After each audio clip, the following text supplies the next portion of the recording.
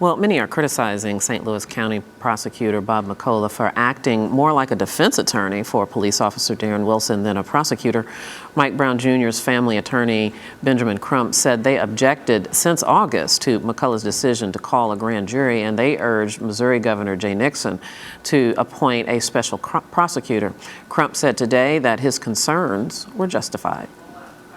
And now, after we watched him last night in his comments, we strenuously objected to this prosecutor and this process. But this morning, after we, like all of you, went through as much of the information, I think it was described as a data dump, we went through as much of it as we could and saw how completely unfair this process was. We object publicly and loudly as we can on behalf of Michael Brown Jr.'s family that this process is broken. Tariq El-Shabazz is a Philadelphia-based trial attorney who handles complex civil and criminal cases. He also spent the first part of his career as a prosecutor. We welcome you back to Arise America, Tariq. It's good to see you. Thank you. Good to see you as well. You know, I've been struck by comments of other legal experts, those who've been guests here on Arise America, about how unusual they feel some of the actions of the St. Louis County prosecutor has been throughout this process. So I want to get your assessment, and let's move beyond his decision to crawl a grand jury and not appoint a special prosecutor. But what do you make of that statement last night where he laid out so much of the testimony and evidence that was presented in secret before the grand jury? Well, I thought it was a joke. I thought it was probably one of the most grandiose jokes that I've seen in a long time, in a very serious and sensitive matter.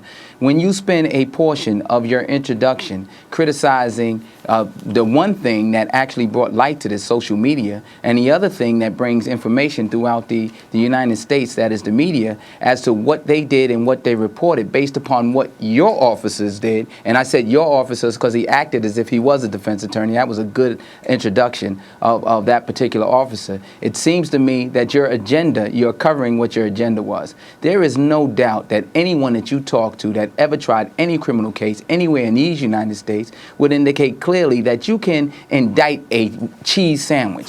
You don't put on 60 witnesses. You don't use 70 hours of manpower, of information. You don't put on contradictory evidence. You don't put on 3 MEs. To do the things that he did and then to try to highlight only those things that seem to justify what this grand jury did, who was unguided by the law, who was unguided by a prosecutor asking for a presentment, who was not an individual, not a body that was dealing with whether or not this young man was unjustifiably murdered.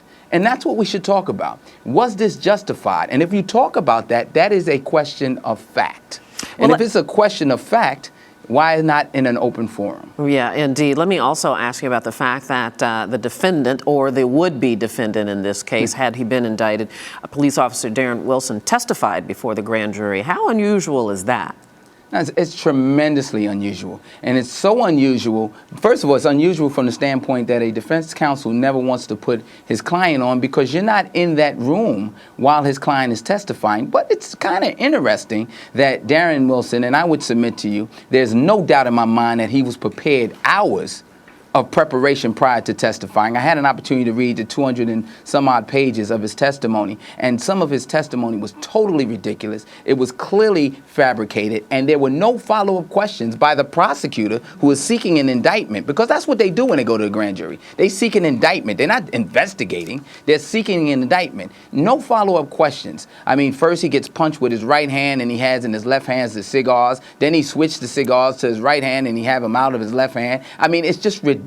I don't see the other individual. I'm in fear for my life, but I get out of my car and I follow him. I called and said that there were shots being fired. However, there's no 911 or radio call tape of that. Oh, I found out later on that my radio wasn't working. Oh, I'm so sorry. It would appear that we have a technical issue there and we lost the signal from Tariq El-Shabazz. Tariq, I'm so sorry. I apologize to you for that.